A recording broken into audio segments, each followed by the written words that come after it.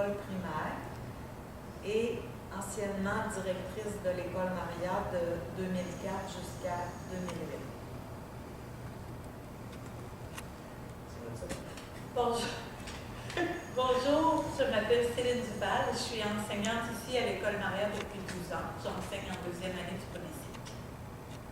Bonjour, Diane Gauthier, professeure à l'Université du Québec à Chicoutimi. Richard Garneau, qui était conseiller pédagogique au moment où le projet s'est déroulé, et maintenant enseignant primaire en musique.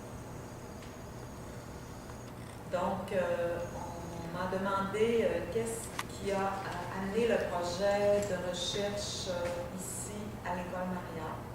Donc, avant l'arrivée du projet de recherche, la proposition qui nous a été faite par M.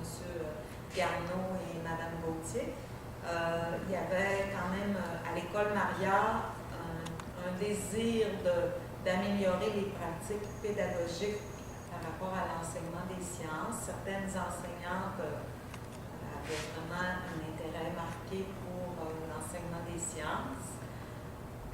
Donc, ça a amené la direction de l'école à donner des conditions facilitantes pour l'enseignement des sciences. Donc, l'aménagement d'un laboratoire avec du mobilier, du matériel de laboratoire de sciences, des volumes de référence. Il y a eu également la tenue d'une expo sciences locale qui a amené des élèves à participer à l'expo sciences régionale pendant quelques années. Et un accompagnement également des enseignants par le conseiller pédagogique en sciences à l'époque. Donc, c'est ce qui a amené, en mars 2007, M.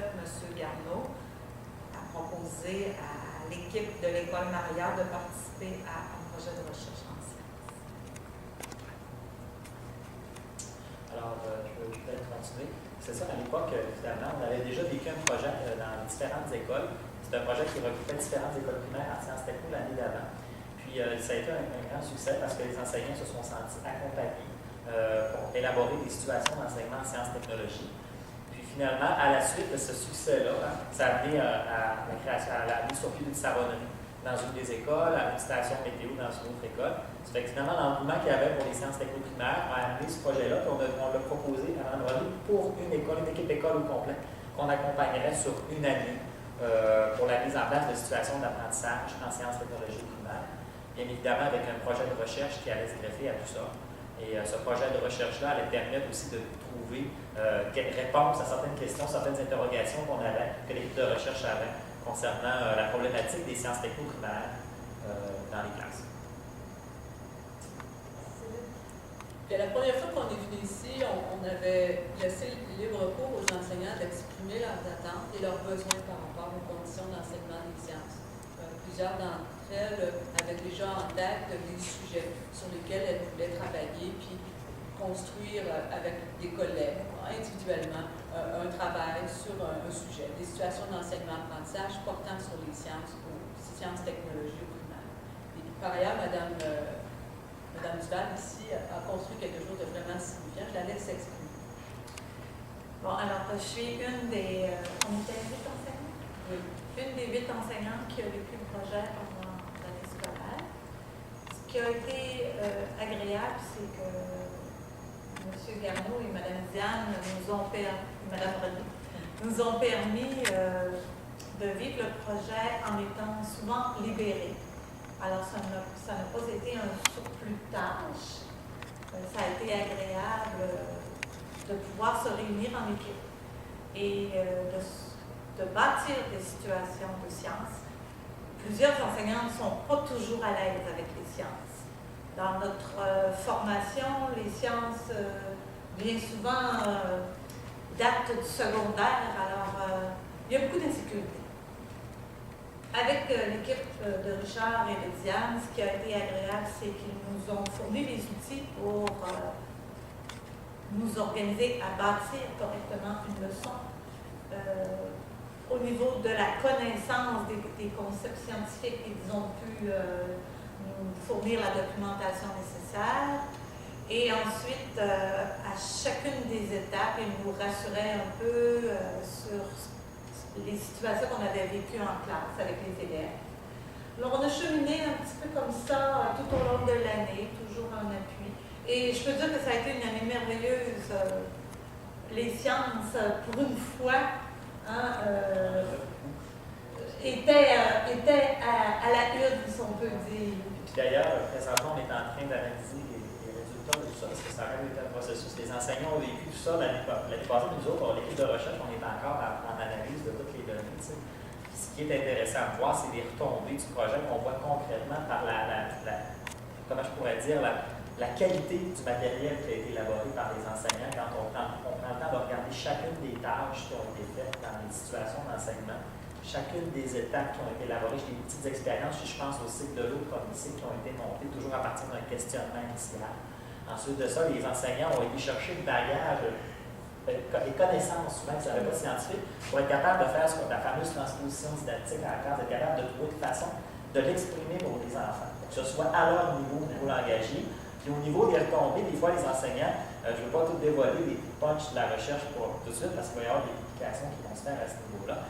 Mais il y a une anecdote, les enseignants vont dire, tiens, non pas évaporation, infiltration, ruissellement, c'est ces concepts-là.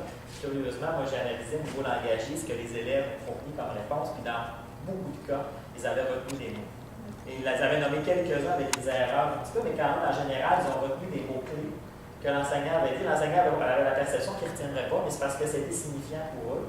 Puis ils ont vraiment retenu beaucoup de ce que l'enseignant avait présenté pour les situations. Moi, ce que j'ai apprécié beaucoup, et ce que mes camarades aussi ont apprécié beaucoup de l'accompagnement qu'on a reçu, c'est que, comme enseignant du primaire, on a énormément de matière à préparer. Et souvent, par notre insécurité, par manque de temps, c'est les sciences qu'on met de côté. C'est dommage, mais c'est ça. Alors, le fait d'avoir vraiment du temps pour penser nos leçons, pour les fabriquer, ben, ça a été apprécié parce qu'on s'est aperçu finalement que les sciences, c'est pas sorcier, c'est pas si difficile. C'est juste parce qu'on n'est pas moins habitué à la faire ou qu'on ne prend pas le temps de le faire. J'ajouterais que moi, ce que j'ai apprécié dans ce projet-là, c'est le grand respect. J'ai été même agréablement surprise par le respect des gens qui ont accompagné les enseignants, notre conseiller pédagogique puis la chercheur. C'est respectueux du niveau, du niveau d'engagement, puis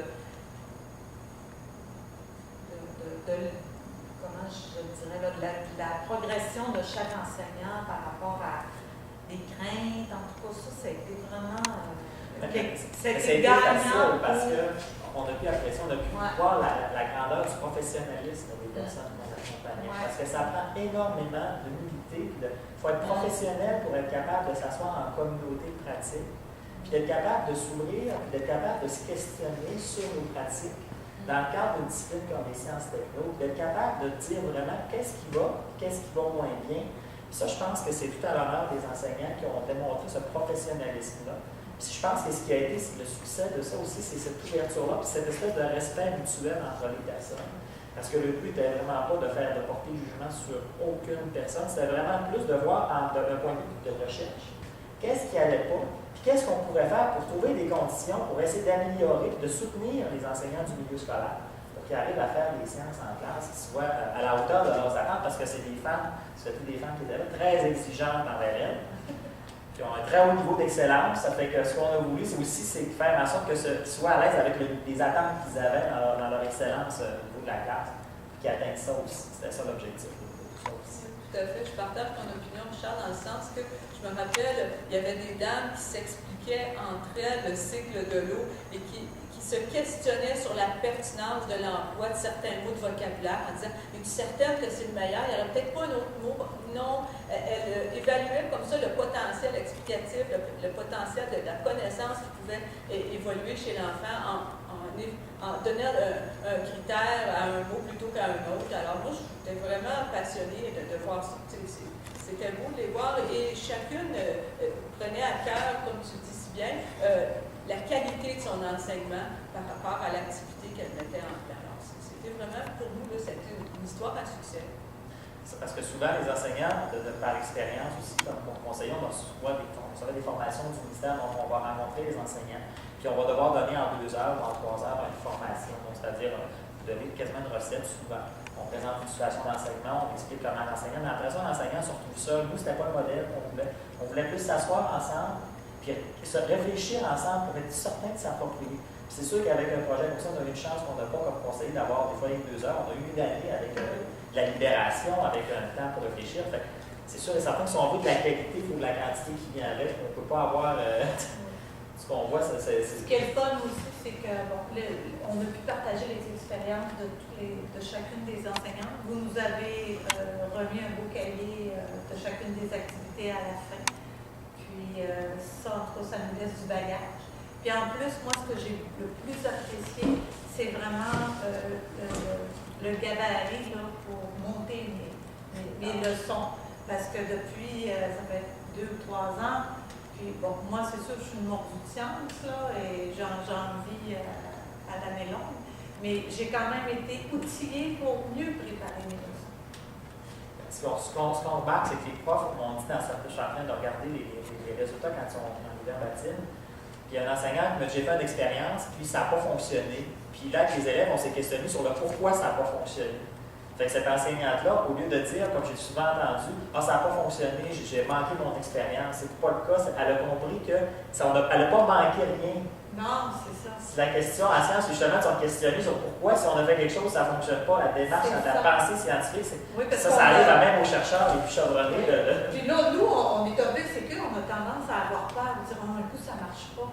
Mais là, c'est ça, avec l'accompagnement, on peut plus dire, bon, ça ne marche pas. Ben, moi, j'étais dans une des expériences où mais on avait des petites choses. Puis... on avait à produire, à présenter aux élèves un modèle de filtration en 5 étapes. Et finalement, ça n'a pas marché du tout. Et même que un des élèves avait fait un modèle supérieur au nôtre. Alors ça a été une belle découverte. Il faut faire confiance aux enfants. C'est pas grave, je veux dire, en soi, c'est ce qui fait la beauté justement de faire des sciences avec les élèves. C'est comme ça qu'on les accroche. Moi, je trouve que si on atteint ça, on vient quand les enseignants sont plus relax. Regarde, on prendra une demi-heure de plus, on aura une erreur. L'important, c'est de voir pourquoi on a l'erreur, puis de savoir, de dire si on veut arriver à un résultat qui fonctionne, comment on peut s'y prendre après. Sans se sentir jugé, ni être un moins bon professeur, pour autant un moins bon enseignant. Tout le monde a mis l'épaule à la roue pour améliorer sa situation au quotidien. C'est ça.